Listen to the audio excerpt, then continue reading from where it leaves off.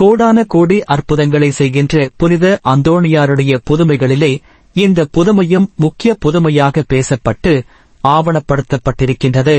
புனித அந்தோணியார் ஒரே நேரத்தில் 2 இடங்களிலே நிற்பதற்கு பாக்கியம் பெற்றவராக இருக்கின்றார். ஒரே நேரத்தில் 2 இடத்தில் நிற்க முடியுமா? ஆம், நிற்க முடியும். அதைத்தான் புனித அந்தோணியார் செய்தார்.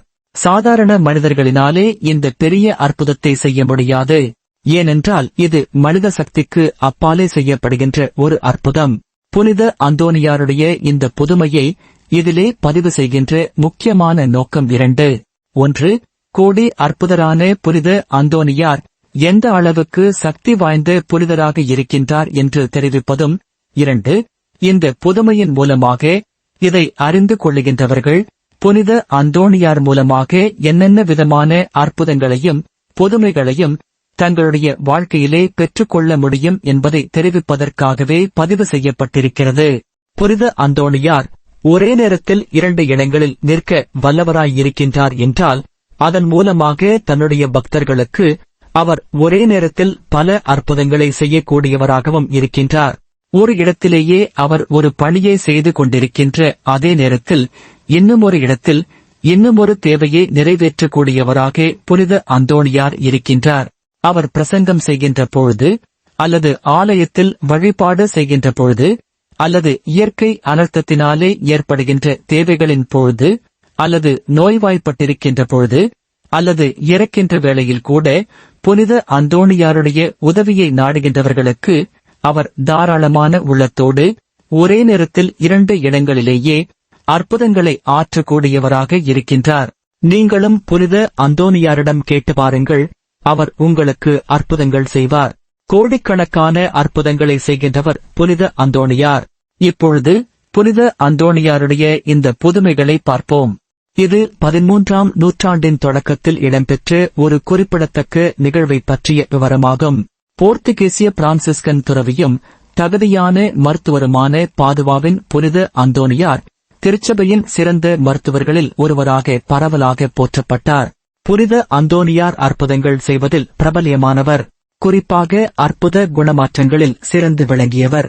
இதனால் அவர் பாதுவாவின் அற்புதம் செய்பவர், த வண்டர் ஒர்க்கர் ஆஃப் பதுவா, சுவிசேஷ மருத்துவர், இவாஞ்சலிக்கல் டாக்டர் போன்ற பல பட்டங்களால் அழைக்கப்பட்டார்.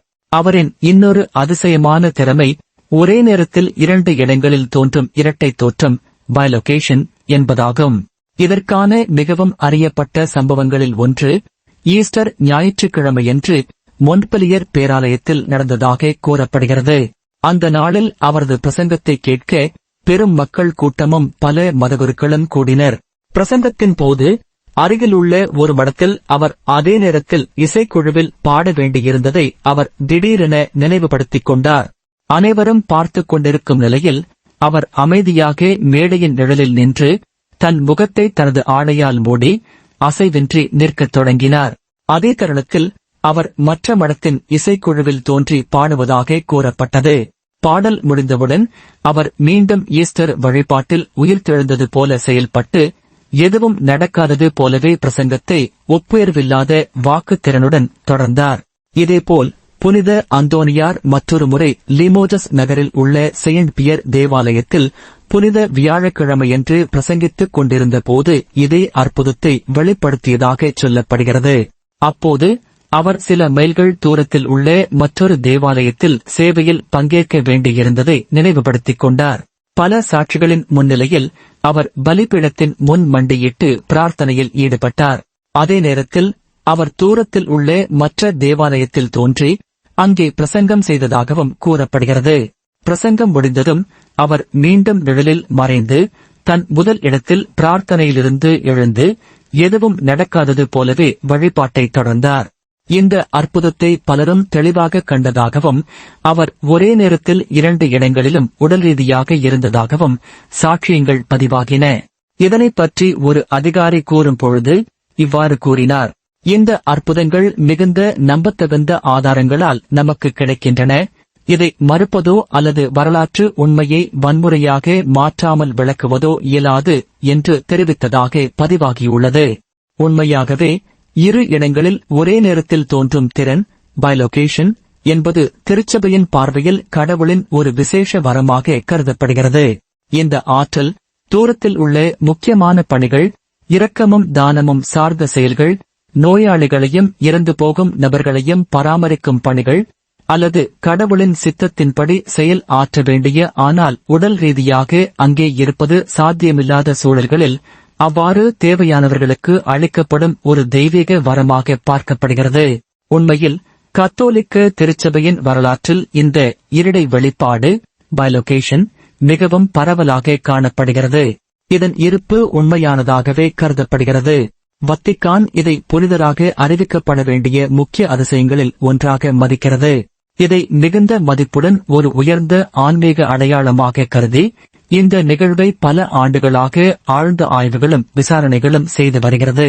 வத்திக்கானில் இதுபோன்ற நிகழ்வுகளுக்கான விரிவான விவரமான ஆவணங்கள் நிறைய உள்ளன என்று கூறப்படுகிறது. மேலும் திருச்சபை வரலாற்றில் இரடை வெளிப்பாடு பற்றிய எண்ணற்ற சம்பவங்கள் வெறும் கதைகளோ புராணங்களோ அல்ல, அவை பல நம்பகமான சாட்சிகளால் நேரடியாக காணப்பட்டு திருச்சபைக்கு வெளியே உள்ளவர்களாலும் உறுதிப்படுத்தப்பட்ட நன்கு ஆவணப்படுத்தப்பட்ட நிகழ்வுகளாகும். புனித அந்தோனியாரை நினைத்து ஊக்கமளிக்கும் ஜெபம். அன்பின் பிதாவே, எல்லாம் வல்ல தேவனே, உம்முடைய அற்புதம் செய்கின்ற புனித அந்தோனியாரை நினைத்து இன்று என் இதயம் முழுவதோடும் உம்மிடம் ஜெபிக்கிறேன். நம்பிக்கையோடும் அன்போடும் உமக்குள் தங்கியிருந்த அந்தோனியார் போல நானும் என் வாழ்க்கையின் ஒவ்வொரு தருணத்திலும் உம்மை நாடி உமது சித்தத்திற்கேற்ப வாழ அனுபவமளிக்குமாறு அருள் புரிவீராக. பாதுவாவின் புனித அந்தோனியரே, உமக்கு இயேசு அளித்த அற்புதங்கள் உலகத்திற்கே ஒளியாக அமைந்தன. ஒரே நேரத்தில் 2 இடங்களில் தோன்றிய உமது அதிசயம் கடவுளின் ஆற்றல் எங்கள் வரம்புகளை மீறி செயல்படுகிறது என்பதற்கான சாட்சியாக உள்ளது. என் வாழ்க்கையிலும் அந்த ஆன்மீக சக்தியை உம்வழி பெற ஆவலாக உள்ளேன். எனது குறைகளை மீறி நேரமும் இடமும் கடந்து தேவனின் கருணை என்னுள் வெளிப்பட்டும்.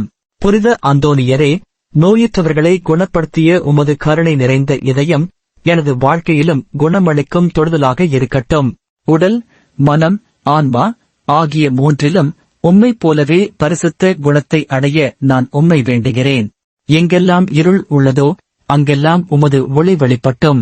என் மனதில் சோர்வு, பயம், தளர்ச்சி எதுவாக இருந்தாலும் அதை உமது ஜெபத்தினால் விலக்கி நம்பிக்கையுடன் முன்னேற வைக்கும் ஆற்றலை தந்தருளும். உம்மை போன்று கடவுளின் சித்தத்திற்காக முழுமையாக அர்ப்பணித்த இதயத்தை எனக்கும் தந்தருளும். மக்கள் நலனுக்காக, தேவனின் நாமத்தை மகிமைப்படுத்தும் பணிகளுக்காக எனது நேரத்தையும் திறமையையும் அர்ப்பணிக்கச் செய்க.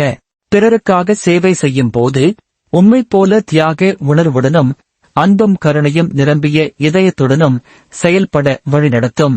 புனித அந்தோனியரே, என் இதயத்தில் உமது விசுவாசத்தின் தீ பற்றட்டும். அற்புதங்கள் நிகழட்டும். உலகம் அவற்றை காணாது போனாலும் என் உள்ளத்தில் அவை உறுதி பெறட்டும். தேவனின் சித்தம் என் வாழ்வில் நிறைவேறும்படி உமது மன்றாட்டால் ஆண்டவர் இயேசு கிறிஸ்து என்னை ஆசீர்வதிக்கட்டும். ஆமென். இந்த செய்தி உங்களுக்கு பிடித்திருந்தால் இந்த சேனலை சப்ஸ்கிரைப் செய்யுங்கள். அத்தோடு லைக் பண்ணுங்கள். உங்களுக்கு வேண்டியவர்களோடு இந்த செய்தியை ஷேர் செய்யுங்கள். இதை கேட்கின்றவர்களுக்கும் இதன் மூலம் நன்மை கிடைக்கட்டும். நன்றி.